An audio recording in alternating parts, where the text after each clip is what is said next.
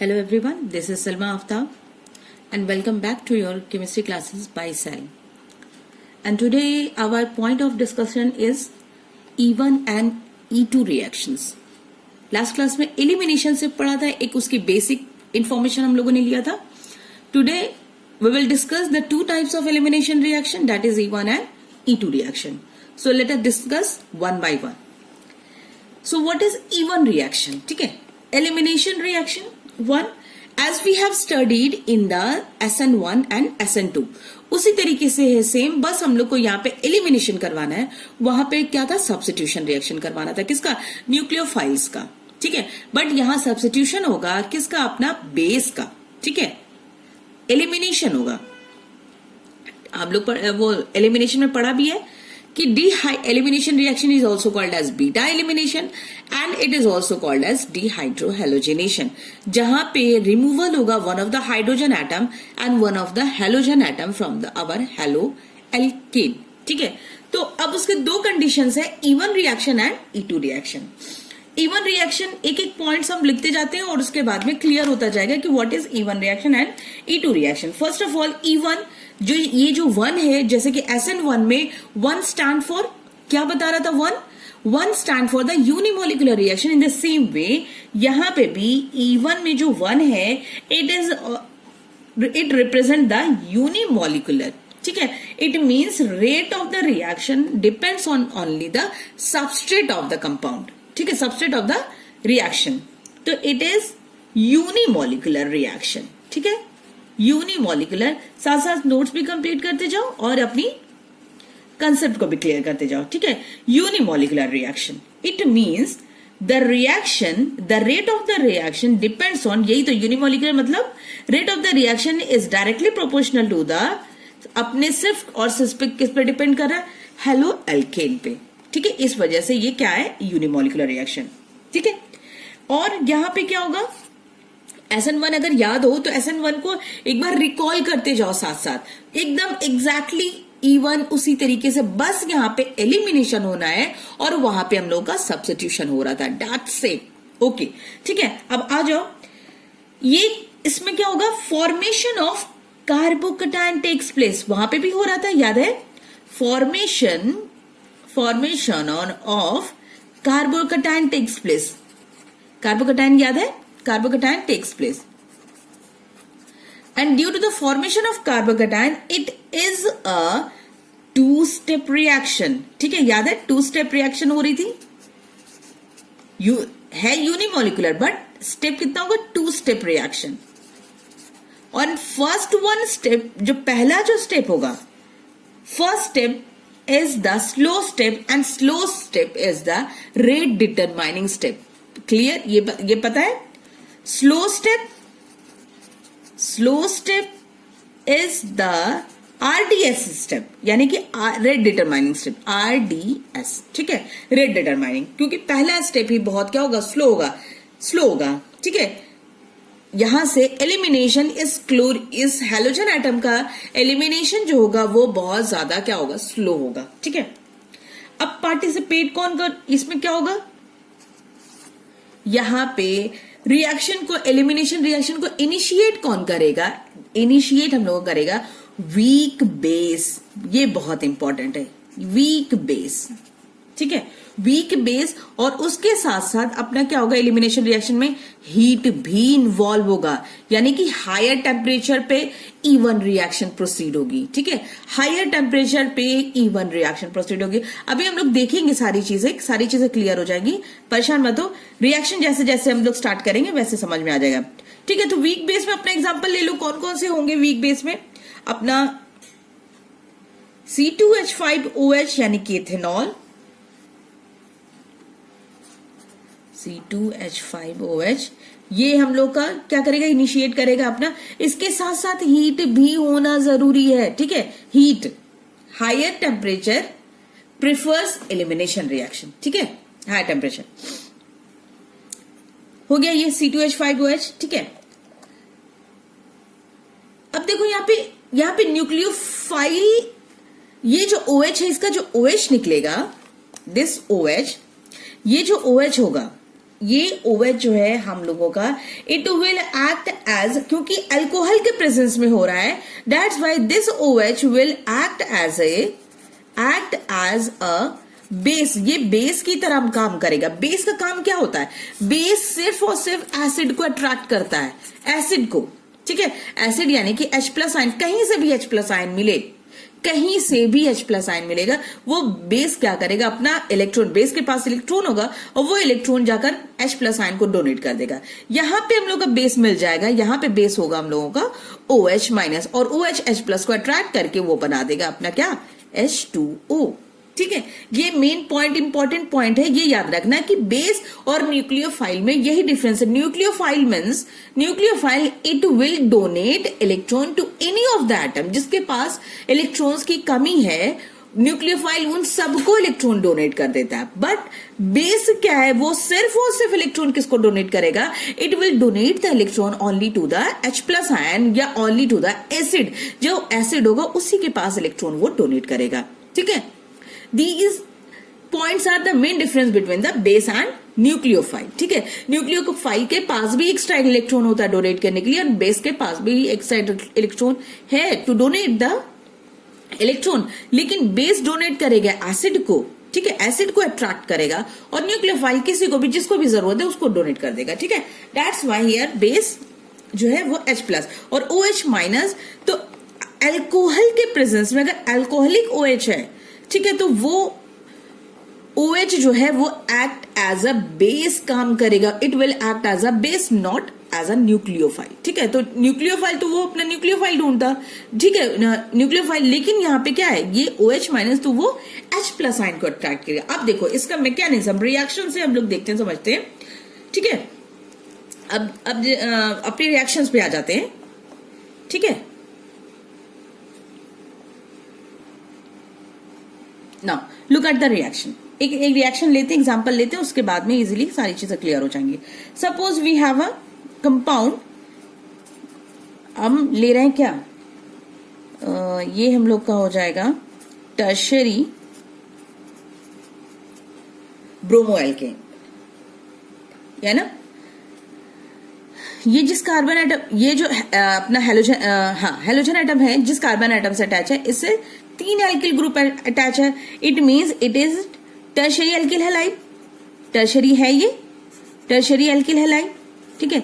इसकी रिएक्शंस हम करवा रहे हैं, रिएक्शन हम करवा रहे हैं अपना C2H5OH, ठीक हो गया, ये इसी से रिएक्शन करवाएंगे, ठीक है। तो अब C2H5 में होना क्या है, पहले तो ये जान लो, हमें पता है बीटा एलिमिनेशन होगा, सिंपल, लेकिन वो E1 मैकेनिज्म के थ्रू जाएगा या E2 मैकेनिज्म के थ्रू जाएगा, ठीक है। प्रोडक्ट जो बनेगा वो E1 और E2 के थ्रू। तो हमें तो ये दिख रहा है, it is a weak base, ठीक है। तो वीक बेस से तो एक चीज तो ये क्लियर हो जाएगी कि अच्छा ये वीक बेस है, it means it will proceed through E2 mechanism, clear, E2 mechanism. अब इसकी मैकेनिज्म होनी कैसी, प्रोडक्ट क्या बनना है, ये तो हम लोग का हो गया अल्फा कार्बन, ठीक, alpha carbon, this one is your beta, this one is also beta, और ये भी बीटा, अल्फा कार्बन है ये, अल्फा कार्बन, ये बीटा, ये भी बीटा, ये भी बीटा, ठीक है, हो गया। अब होना क्या है, ये जो OH- है हम लोगों के पास, यहां से ये यहां है हम लोगों के पास, it will act as a base, और ये OH क्या करेगा, अब देखो, चाहे इस वाले बीटा हाइड्रोजन को वो एलिमिनेट करवाए या इसको बात बराबर है, ठीक है, दे ऑल आर सेम, ठीक है, ऑल आर सेम। तो ये OH-, सपोज हम इसी को मान लेते हैं कि OH है, it will act as a base, और ये क्या करेगा, एसिड को अट्रैक्ट करेगा और वो एसिड हाइड्रोजन को लेगा, ठीक है, यहां से वो एक हाइड्रोजन को रिमूव कराएगा, और जैसे ही एक हाइड्रोजन को वो रिमूव अट्रैक्ट करेगा अपनी तरफ से, यहां CH2 है, CH2 बन जाएगा। जैसे ही CH2 बनेगा, हमें पता है कि कार्बन की वैलेंसी 4 होनी चाहिए, तो वो क्या कर जाएगा, ये यहां पे अपना इलेक्ट्रॉन क्या करेगा, ये जैसे ये निकला, ठीक है, तो वो यहां पे क्या कर जाएगा, बॉन्ड बना लेगा, क्लियर, और ये बना देगा अपना कार्बोकटायन।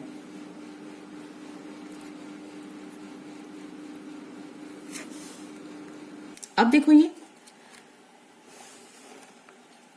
ये OH जैसे ही इस H प्लस को लेने की कोशिश करेगा, यहां से क्या होगा, यहाँ डबल बॉन्ड बनेगा और ये Br निकल जाएगा। Br जैसे ही रिमूव होगा तो यहाँ पे formation of carbocation takes place. ठीक है, E1 में जैसे SN1 में कार्बोकैटायन बन रहा था, अब यहाँ पे जैसे ही प्लस आया, प्लस चार्ज आया, प्लस चार्ज आने के बाद में ये हाइड्रोजन क्या हो जाएगा, OH अट्रैक्ट करके लेके गया और यहाँ पे क्या हो गया, वैलेंसी को स्टेबलाइज करके ये डबल बॉन्ड बनाकर ये हम लोग का बन गया अपना कंपाउंड। और OH H ले गया था, दैट्स वाई H2O बना यहाँ पर। और Br जो रिमूव हुआ था वो अटैच हो गया किससे, C2H5 से, और बन गया हम लोग का ब्रोमोइथेन। क्लियर? तो ये हो गया हम लोग का। तो ये कंपाउंड कौन सा है, ये देखो, इस कंपाउंड का नाम क्या होगा, नॉमेनक्लेचर करो, 2-मिथाइल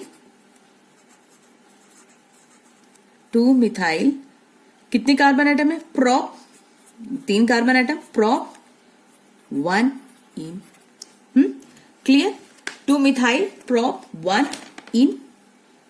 क्लियर? नाउ अब हम आ जाते हैं E2 रिएक्शंस पे। E1 क्लियर हो गया।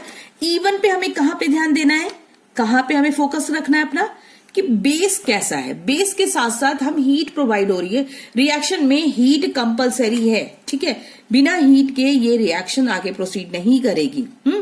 ये हो गया E1 रिएक्शन। E1 रिएक्शन और ये कुछ इसके स्टेप्स हो गए। ठीक है, कुछ स्टेप्स हो गया ये जो क्लियर हो जाना चाहिए कि now come to the E2 reaction. E2 reaction पे आते हैं। Now E2 reaction, E2 reaction it is bimolecular reaction. ये 2 जो रिप्रेजेंट कर रहा है, it is bimolecular reaction. Bimolecular यानी कि वो सबस्ट्रेट पे भी डिपेंड कर रहा है और अपने न्यूक्लियोफाइल पे भी डिपेंड कर रहा है, इनकमिंग न्यूक्लियोफाइल, यानी कि rate is directly proportional to the RX यानी कि हेलो एल्केन, और इनकमिंग न्यूक्लियोफाइल पे भी डिपेंड कर रहा है। ठीक है, बेस पे भी डिपेंड कर रहा है। That's why it follow second order reaction. वो फर्स्ट ऑर्डर था, this one is your second order reaction. It follow second order reaction. Second order reaction. Clear? Order reaction है। यहां पे क्या होगा, जैसे हम लोग को याद है SN2 में था, यहां पे ट्रांजिशन स्टेट बनेगी। तो ट्रांजिशन स्टेट जहां पे भी बनेगी वो सिंगल स्टेप की रिएक्शन होती है, हमेशा याद रखना। ट्रांजिशन स्टेट बनेगी और transition takes place and due to transition it is single step reaction. एक ही स्टेप में सारी चीजें हो जाएंगी। सिंगल स्टेप रिएक्शन बहुत इंपॉर्टेंट है ये। ठीक है, सिंगल स्टेप रिएक्शन। ठीक है, और फेवर कौन करेगा, generally it is followed by primary alkyl halides. Primary alkyl halide यहाँ पे फॉलो करेगा कौन, E2 रिएक्शन को, प्राइमरी एल्किल हैलाइड। लास्ट वाले में एक चीज हम मिस कर गए हैं, वहां पे tertiary alkyl halide note down कर लो कि E1 रिएक्शन में लास्ट पॉइंट नोट कर लो कि हो जाएगा हम लोगों का, it followed by tertiary alkyl halide. ठीक है, टर्शियरी एल्किल हैलाइड उसमें नोट डाउन कर लो। Now come to the reaction. कुछ पॉइंट्स हो गया, अब रिएक्शंस पे आ जाते हैं। बेस तो लिखा ही नहीं, बेस यहाँ पे बेस कौन सा होगा, यहाँ पे स्ट्रॉन्ग बेस होगा, स्ट्रॉन्ग बेस। ठीक है, बेस से ही तो हम इजीली क्लैरिफाई कर पाएंगे whether it will follow E1 reaction और E2 रिएक्शन। तो स्ट्रॉन्ग बेस होगा, तो स्ट्रॉन्ग बेस होगा it means there is no need of heat. यहाँ पे हीट देने की जरूरत नहीं होगी क्योंकि ऑलरेडी स्ट्रॉन्ग बेस है। अब स्ट्रॉन्ग बेस का एग्जांपल लिख लो, कौन कौन से होंगे। स्ट्रॉन्ग बेस हम लोग का काम करेगा अल्कोहलिक KOH अल्कोहल के प्रेजेंस में होगा, तो उसके बाद में सोडा एमाइड यानी कि NaNH2, और उसके बाद में कोई भी हम लोगों का बल्कि बेस होगा, अगर जैसे कि इथॉक्साइड आयन। अगर इथॉक्साइड आयन को हम लोग अल्कोहल में डिसॉल्व करेंगे, वो सिंबल कैसे दिया रहेगा तुम्हारे एग्जाम की कॉपी में, C2H5O-। ठीक है, C2H5O- ऐसे करके दे देंगे और लिखा रहेगा इस तरीके से। It means this is your ethoxide ion, इसको लिख लो, ethoxide ion dissolve in alcohol. एक चीज याद रखना कि अल्कोहल जहां पे भी होगा अल्कोहल हम लोगों का होगा वो E1। अल्कोहल जहां पे भी होगा वो होगा एलिमिनेशन रिएक्शन। ठीक है, एलिमिनेशन रिएक्शन। अब E1 और E2 में अगर हम डिफ्रेंशिएट करने बैठेंगे तो एल्कोहल जो होगा वो प्रेफर करेगा अपना E2 रिएक्शन, ठीक है। E2 reaction elimination reaction, alcohol जो है वो एलिमिनेशन रिएक्शन को प्रेफर करेगा। अब उसके बाद में अगर E1 E2 को देखेंगे तो E2 reaction, because it act as a strong base, ठीक है। अब रिएक्शंस पे आ जाओ, अपने एग्जाम्पल देख लेते, बिना रिएक्शन से तो काम चलेगा नहीं। तो सिंपल बस अपना एल्किल हैलाइड होगा, ये वाला एल्किल हैलाइड याद है, कुछ ऐसे कुछ करके जो हम लोग बॉन्ड लाइन डायग्राम शो करते हैं, दिस वन, ये है यहाँ पे क्लोरीन और ये है अपना कंपाउंड, ठीक है। इसको रिएक्शन करवा रहे हैं अपना अल्कोहलिक KOH के साथ विदाउट एनी हीट, हीट नहीं दे रहे हैं, ठीक है। तो ये क्या फॉलो करेगा, सिंपल अल्कोहलिक KOH दिख रहा है या सोडा एमाइड हो जाएगा, ठीक है। अल्कोहलिक KOH अगर हमें दिख रहा है, it means it will follow E2 reaction, E2 mechanism follow करेगा। तो अब यहाँ पे ये रिएक्शन है तो इट मीन्स, अच्छा ये समझ में आ रहा है कि ये है क्या कंपाउंड, ये ऐसे है, मतलब CH3 है यहाँ पे, फिर उसके बाद में second carbon that is CH2, उसके बाद में फिर से यहाँ पे है CH और यहाँ पे है Cl, ठीक है। फिर उसके बाद में CH3, ये है कंपाउंड ओवरऑल। ये कंपाउंड को हम बॉन्ड लाइन स्ट्रक्चर में ऐसे शो करते हैं, ठीक है, इस तरीके से। यहाँ पे हाइड्रोजन है, लेकिन हाइड्रोजन को हम लोग बॉन्ड लाइन स्ट्रक्चर डायग्राम में हाइड्रोजन को शो नहीं करते। ओवरऑल कंपाउंड, दिस कंपाउंड, ये एग्जैक्टली अगर इस तरीके से लिखोगे तो ये कंपाउंड है हम लोग का, यानी कि 2 क्लोरो क्या है, ब्यूटेन है ना, 2 क्लोरो ब्यूटेन, ये कंपाउंड, उसको हम इस तरीके से लिखे हैं, ठीक है, बॉन्ड लाइन स्ट्रक्चर डायग्राम में। अल्कोहलिक KOH से ट्रीट करा रहे हैं। अब देखो यहाँ पे अपना अल्फा बीटा का होना तो है वही, अब E2 मैकेनिज्म होगा, E2 मैकेनिज्म यानी कि ट्रांजिशन स्टेट होगा, एक ही साथ क्लोरीन भी निकल जाएगा। ये देखो यहाँ पे अल्फा है, this one is your alpha, ये है beta, this one is also beta, ठीक है। अल्फा भी है, अल्फा, अल्फा के बाद ये बीटा, यहाँ पे बीटा, यानी कि 2 कंपाउंड हम लोगों का बन सकता है। लेकिन जो स्टेबल होगा that will be your sets of product, ठीक है, सेट्स ऑफ प्रोडक्ट। तो कंपाउंड हम लोगों का कौन कौन सा बनेगा, 2 कंपाउंड बनेगा ना, प्रोडक्ट में 2 कंपाउंड बनेगा और ये फॉलो करेगा E2 मैकेनिज्म, और दोनों साथ में होगा। इधर से हाइड्रोजन जो निकलेगा वो भी और इधर से क्लोरीन निकलेगा वो भी, दोनों ट्रांजिशन स्टेट बना देगा। और अगर यहां से बीटा से निकला, इस वाले पोजीशन से अगर हाइड्रोजन निकलेगा तो कंपाउंड क्या बनेगा, पहला वाला यहां से अगर हाइड्रोजन निकला, सपोज हम इसको एक सिंबलाइज कर दें, अगर ये वाला बीटा निकला, ठीक है, इस वाले यहां से अगर हाइड्रोजन निकलेगा, then the product will be, यानी कि यहां से अगर निकलेगा तो यहां पे डबल बॉन्ड बन जाएगा और क्लोरीन तो रिमूव हो चुका है, ठीक है।